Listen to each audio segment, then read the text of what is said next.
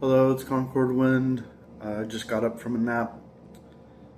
I slept from oh man, I slept a long time. I slept from 11 this morning to 4 o'clock in the afternoon.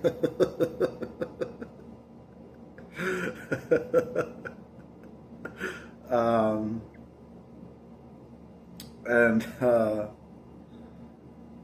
I still feel tired. I had 3 shots of coffee when I got up from my nap, like 26 minutes ago. And I've got some words to read about, corruption, Satan's poisons, Satan's nature. I'm not sure what I'm going to name the video yet. I made the mistake of dispositional change versus behavioral change. I called it dispositional change 2 at the start of the video and then named it something completely different because I forgot I said that, so I need to remember to say I don't know what I'm going to name the video yet, but before I talk about that, I've got the passage here, so stay tuned. I'm going to read it. But on my I got my calendar today, and rent has always been due on the 1st, and the 5th has always been the last day to pay rent before late fees accumulate. Well, they moved the last day to pay rent from the 5th to the 2nd, and the reason why this is a problem is because I normally pay my rent on the 3rd because I get my check on the 3rd. So now I'm going to have to pay late fees, and there's not really any way around it. I mean, unless I talk to the manager, which she's not in the office tomorrow, and then of course I took that long nap and slept through the hours that she was in the office today. So the 2nd is the only chance I'll have to talk to her, before the last day to pay rent.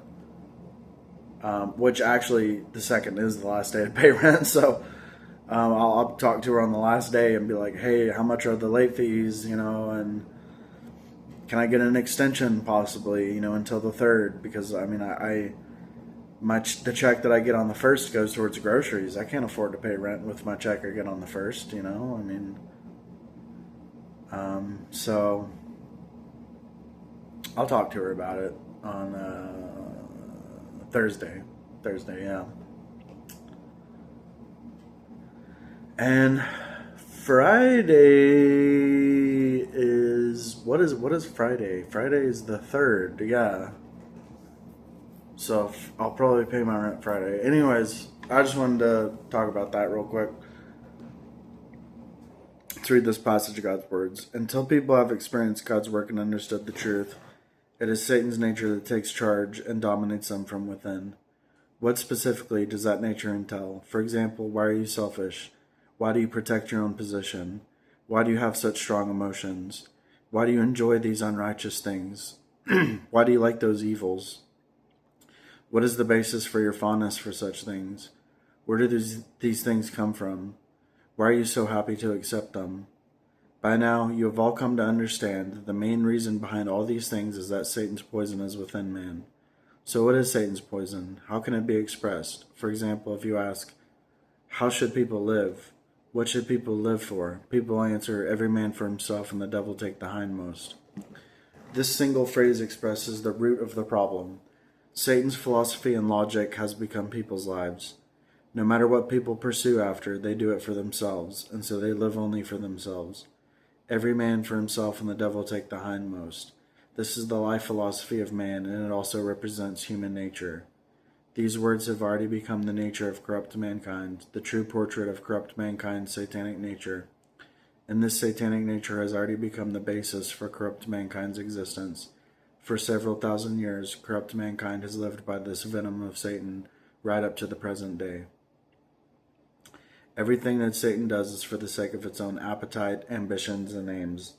It wishes to surpass God, to break free of God, and to seize control of all things created by God. Today, such is the extent that people have been corrupted by Satan. They all have satanic natures. They all try to deny and oppose God. They want to control their own fates and try to oppose the orchestrations and arrangements of God. Their ambitions and appetites are exactly the same as Satan's. Therefore, man's nature is Satan's nature. In fact, many people's mottos and wise sayings represent human nature and reflect the essence of human corruption. The things that people choose are their own preferences, and they all represent people's dispositions and pursuits. In every word a person says, and in everything they do, no matter how disguised it is, they cannot cover up their nature. For example, the Pharisees usually preached quite nicely, but when they heard the sermons and truths expressed by Jesus, rather than accepting them, they condemned them. This exposes the Pharisees' nature and essence of being sick of and hating the truth. Some people speak quite prettily and are good at disguising themselves, but after others associate with them for a while, the others find that their nature is deeply cunning and dishonest. After a long time of associating with them, everyone else discovers their essence and nature. In the end, the others draw the following conclusion: they never speak a word of truth and are deceitful. This statement represents such people's nature. It is the best illustration and proof of their nature essence. Their philosophy of life is not to tell anyone the truth, as well as to not trust anyone. Man's satanic nature contains a great deal of satanic philosophies and poisons. Sometimes you yourself are not even aware of them and do not understand them. Nevertheless, every moment of your life is based on these things. Moreover, you think that these philosophies are quite correct and reasonable, and not at all mistakes. This suffices to show that Satan's philosophies have become people's nature, and that they are living in complete accordance with them, thinking this way of living to be good, and without any sense of repentance at all. Therefore, they are constantly revealing their satanic nature, and in all aspects they continue to live by Satan's philosophies. Satan's nature is humanity's life, and it is humanity's nature in essence.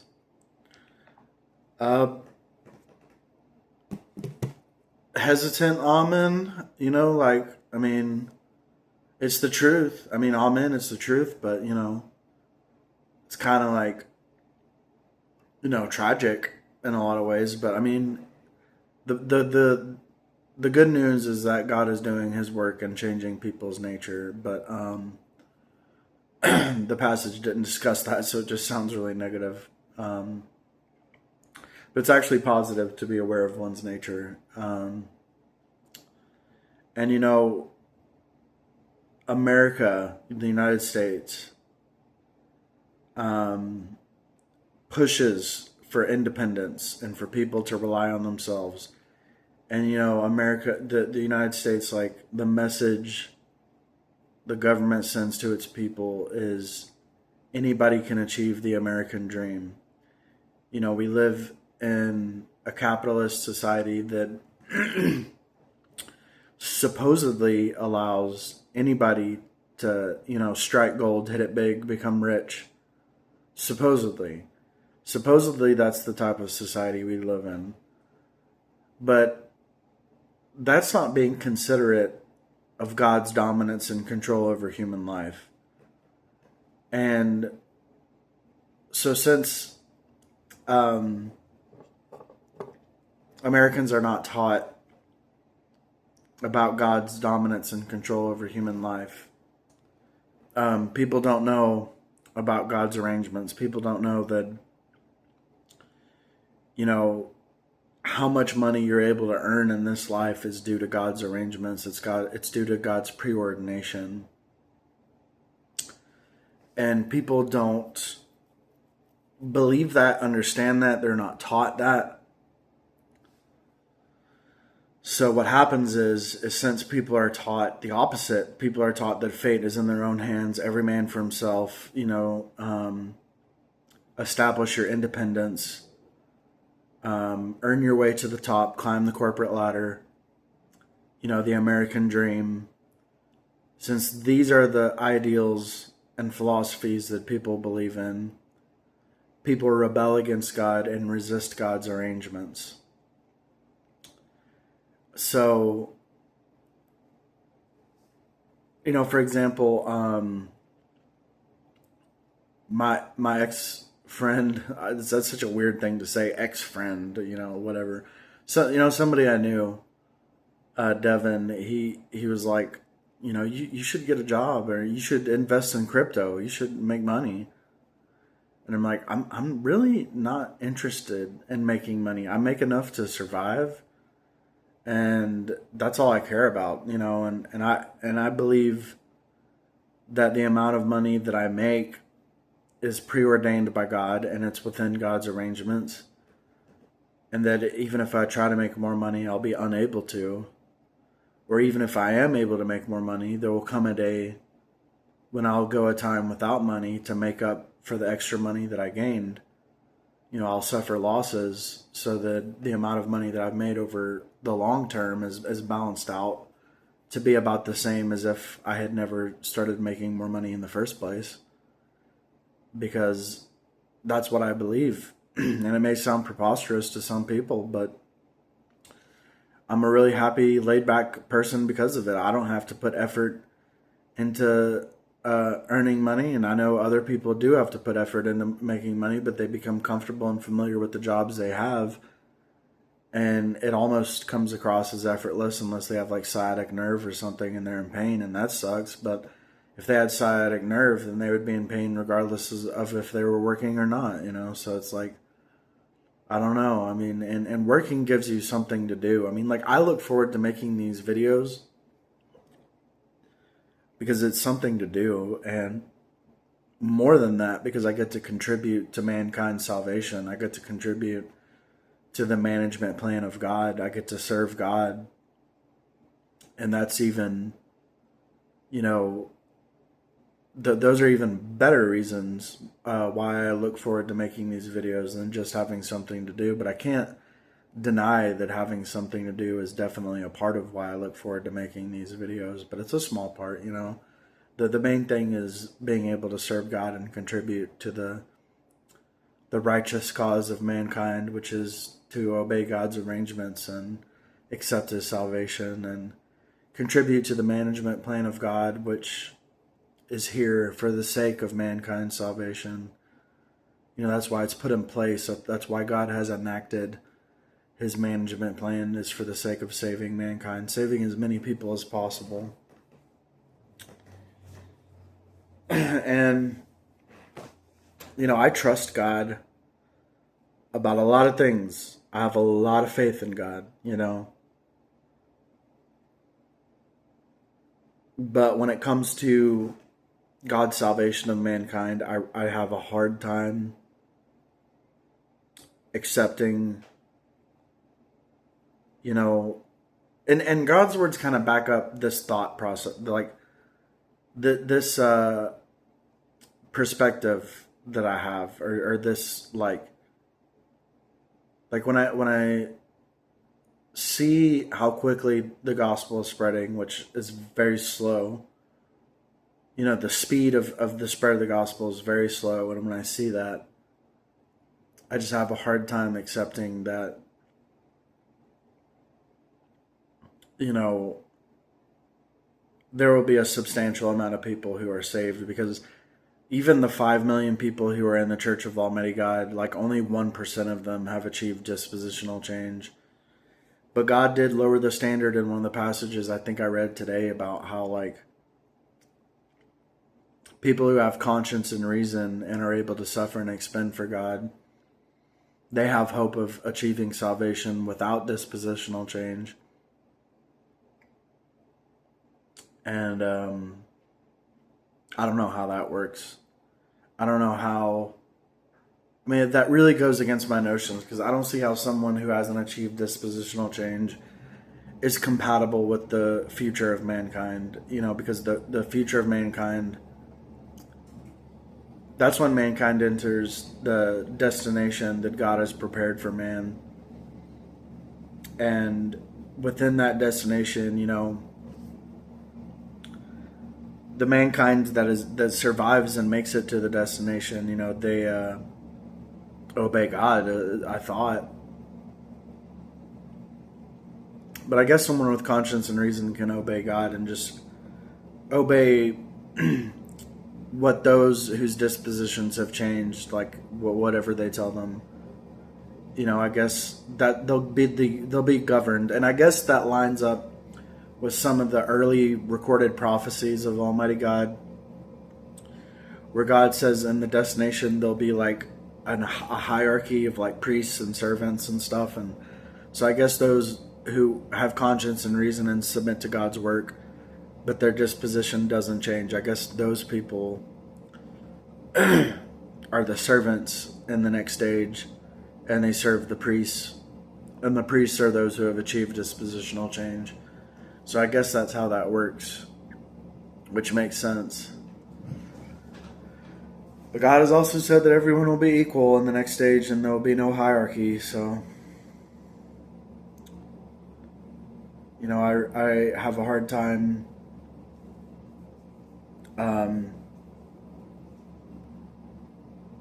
I guess equal in a sense that everyone submits to God and they're equal on those terms, but I guess like there is a little bit of a hierarchy as far as like, you know, those whose dispositions have not changed will not know what to do, so they have to take orders from the priests, who are those that have experienced dispositional change, because they know exactly what to do to serve God and take care of this earth, take care of the animals, take care of the environment. You know, they'll know what to do. So I guess that's how it works, you know, which is interesting. Anyways, if you're watching this video and you've made it this far into the video, you know, it's not that I'm anti-American. You know, I mean, obviously America is like one of the greatest countries in the world, if not the greatest country in the world.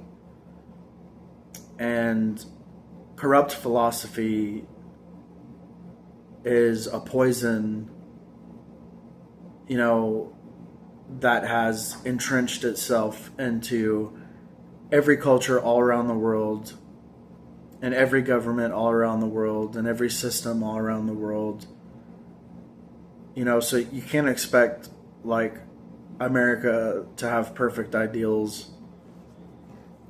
You know, and I know like on Rumble people are very pro-American, and they might be upset with this video, but I mean, it just is what it is. If you're able, if you're a streamer or whatever, or a content creator on Rumble or even YouTube, which nobody on YouTube watches my videos anymore, so I don't know why I'm addressing people on YouTube. But if you're a Rumble content creator or a live streamer or whatever, like if you're able to make it big, if people are able to be interested in your content, and if you're able to make money, that's due to God's preordination. The fact that you even have an interest in this field in the first place is due to God's preordination, and that's how you would be able to make money doing this and possibly make it big. It's not because of any other reason. It's and if you don't make it big, and you're just doing this to make money and you're not really interested in it, you know, and let's like that's due to God's preordination. But let's just say, you know, you're not interested in this field. You're just taking part of it because you want to earn money, and you end up making a lot of money, too much money, more than what God had preordained for you to earn. Eventually you'll have to pay that back. Whether it's in this life or the next life, you'll have to pay that back. So it's kind of, you know, earning money is like something you have to be careful about, because you have to pray and like ask for God to make arrangements for you and submit to God's arrangements. And you know, you shouldn't be seeking higher and higher salaries, or, you know, higher and higher, you know, ad revenue, you know, whatever. Like you shouldn't be seeking promotions. I mean, you should be content with where you are, with how much you make. If you're able to make enough to survive, that's enough. You know, I'm able to make enough to survive. And to be honest, I have a little bit extra after like groceries, rent, phone bill, electric bill. You know, after all my bills, I have a little bit extra to get like clothes and books, games, movies. I'm able to pay for YouTube Premium. I'm able to pay for a Crunchyroll subscription, Crunchyroll Premium. I'm able to pay for Shonen Jump Premium. I don't even know if it's called Premium with Shonen Jump. I don't know what it's called, but what else? And oh yeah, and I'm gonna start paying for Suno to make AI music because I really enjoy that because I write the lyrics. And then, and I'm good at writing lyrics. I'm just not good at putting lyrics to a song. And so Suno makes up for my weakness, or not my weakness, but my what's it called? Is it a weakness? I mean, I don't know what to call it. Like the gaps in my talent, the gaps in my talent are filled in by Suno. And so like kind of going off topic a little bit here, but I don't like how much energy AI uses. I think it's preposterous. And but I asked Gemini the other day about AI energy use, and it was like, well, scientists are working on making AI more efficient and use less energy. And I was like, okay, well, when is that going to happen? But at the same time, I think AI is extremely helpful for research. It scans the entire internet and it filters out, you know, information that's been debunked and whatnot. I mean, obviously AI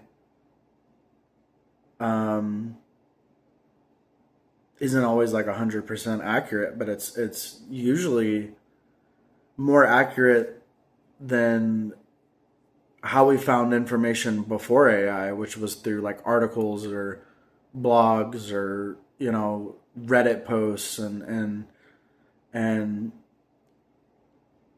like bought and paid for doctors and nutritionists and scientists and stuff that are very biased because they're getting paid to talk about a certain product or whatever. It's like there's a lot of bias on the internet, and I feel like AI filters that out, which is cool.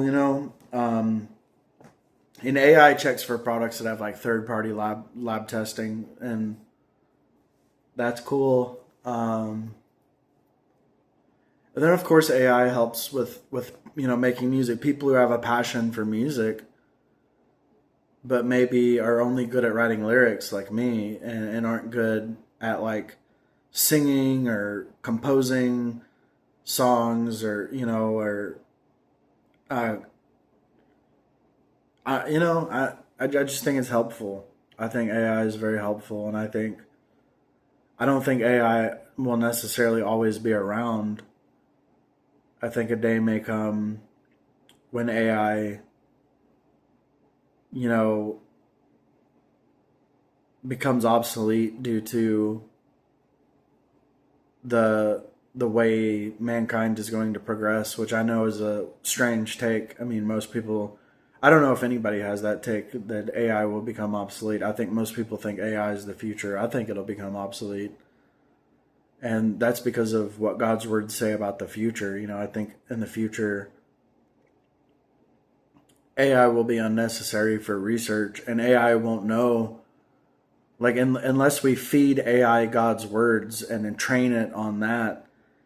And so, its knowledge can be based on God's words. But then even then, AI is, I don't think AI could ever become sophisticated enough to understand God's words for anything more than just the literal meaning.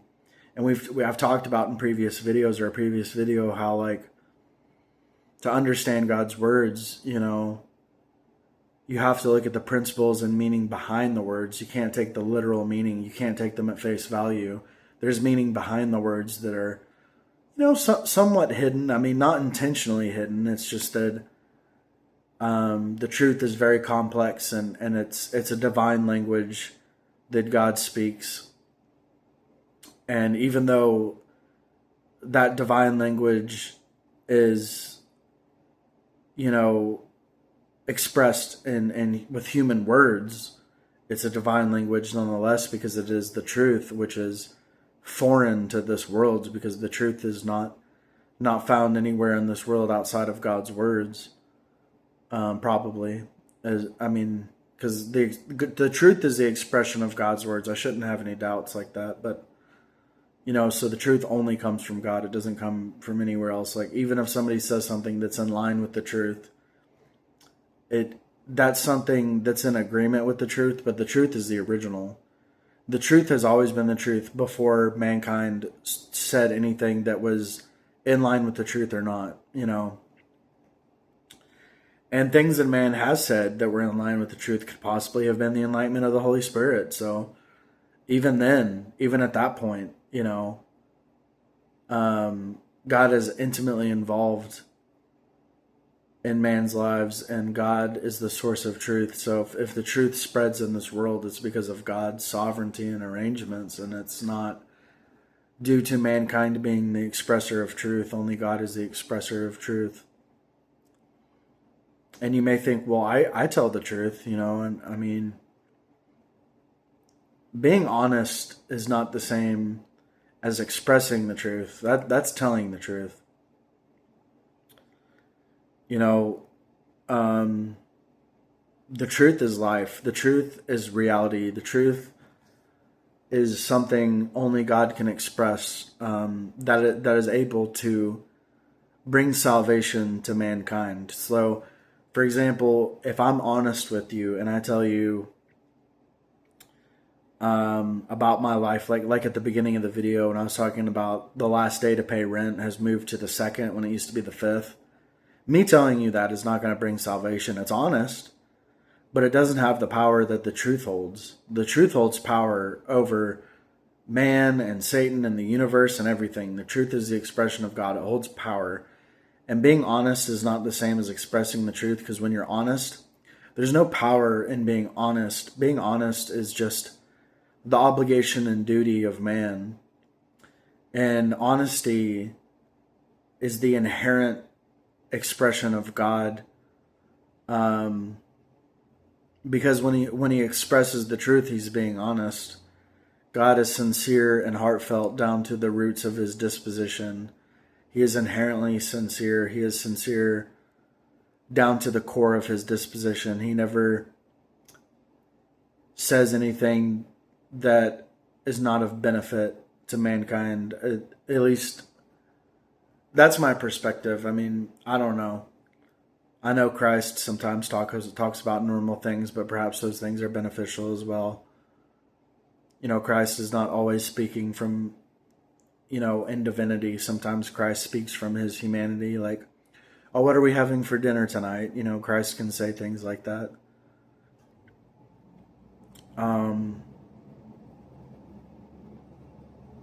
Anyways, yeah, Christ is a bit mysterious because he can speak from both divinity and humanity. So that's a bit mysterious. It's very interesting. Christ is very interesting. I'm very interested in Christ. I would love to really get to know him, like in person, like get to know his humanity. I'm very interested in his humanity. I love his divinity, but his humanity fascinates me, and I think his humanity is so adorable. And I've talked about this before, but like when somebody bought him socks and he didn't wear them, and the person was upset, and then Christ got upset. He was like, "Do I have to use everything that's bought for me? Do I not? Do I not?"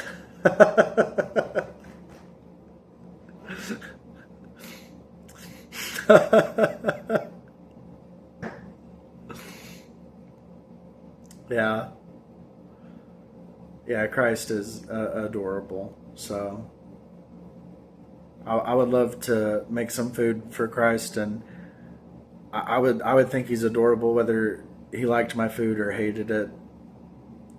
Because even if he hated the food that I made for him, I bet his reaction would be really cute. I would love to see him get angry and or upset or just be like, what is wrong with this food? What did you do? And it's like, oh man. I mean, I probably wouldn't enjoy it in the moment, but it would be a nice memory of like, oh yeah, hey, God, remember when you didn't like my food? He's like, yes, you've improved as a cook since then, haven't you? And it's like, that's my fantasy, just to talk back and forth with God and spend time with him and cook for him. And maybe sometimes he can cook for me if he wants to. I don't care. I don't make the rules, you know, I mean, and God is totally free and liberated and abides by no rules, just doing the work that he ought to do. And he has his principles. He's highly principled, but that doesn't mean that he follows rules. And this, I take inspiration, and I'm like, okay, I guess I can smoke, because God doesn't follow rules. Why should I follow rules? But God also says you should follow the rules. And I accept that. I know those words are true, but at the same time, I understand that I've achieved a change in disposition, and I understand the purpose of God saying you should follow the rules. I understand that God's purpose in saying that is because only 1% of people have achieved dispositional change. So those words are directed at people who have not achieved dispositional change. Those are the people God is primarily concerned with and wishes to save. And those people, for them to follow rules is helpful in the practice of truth. And thus, God's intention is to integrate the truth, even if it's just through rules and doctrine. He wishes to integrate those things into man's disposition. And that's the purpose of rule following. But once your disposition has changed, rules don't really serve the same purpose anymore. You know, you don't really benefit from following rules because you're already a principled person once your disposition has changed. You know, I mean, I'm a principled person because of the effect God's words have had on me. But at the same time, I'm not a rule follower. You know, so anyways, so you know, you should follow the rules if your disposition hasn't changed. And it's okay to follow God's words as rules. I mean, it's not ideal, but it's better than doing nothing, you know? And if you can reach a level where you adopt the principles in God's words as your own, then you will have achieved dispositional change, you know? So anyways, that's it for this video. Thank you so much for watching. There's something I want to talk about, but I don't know if I should talk about it right now. I'll go ahead and talk about it. So my mom was taking one of my sister's cats to the vet this morning. I called her 3 times. She didn't answer. Texted my dad, asked if everything was okay, called me. Apparently, when she got to the vet called paramedics because my mom's hands and feet went numb and she felt like she was going to pass out. The paramedics checked her vitals, said she was fine. They said they think it was, caffeine on an empty stomach plus the worry and concern she had for one of my sister's cats. All of that combined caused like a panic attack or something. And they think that that's what that was, so they didn't take her to the hospital. And I ended up talking to her, and she sounded fine. And so, very thankful for that. But I was ready to submit to God's arrangements. I was like, God, if this is the day you want my mother to move on to the spiritual realm and await, an assessment by one of your bailiffs or whatever, and they assess and see if she can be reincarnated or if she can take up a position in the spiritual realm or whatever your arrangements. Like, if I'm ready to submit, it'll be hard. I was filled with anxiety, like butterflies in my tummy. It was really hard. Like, just knowing that my mom had gone through that, but I wanted to submit to God's arrangements. And it's very different from what other people do. Other people are like, God, please save my mom. Please heal her. And what if he doesn't? Are you going to be angry with God? I mean, how many countless times do people pray to God for healing? He doesn't do it, and then they yell and curse at God. They end up hurting God's feelings. God has the best intentions. God has preordained when a person will die. Nobody can change it. And yet people are like trying to oppose God's ordination and his plan for a person's life by asking God to go against his plan, destroy his plan for a person's life, and keep someone from dying when it's their time to go in God's eyes, and it's like, that is so rebellious. So make sure you don't do that. Just submit to God's arrangements. Accept when it's someone's time to go. Even if it's a loved one, you just have to accept it. Don't get angry with God. Submit to God's arrangements. That is the attitude you should take. Very important stuff. So anyways, that's it for this video. Thank you so much for watching. God bless and goodbye.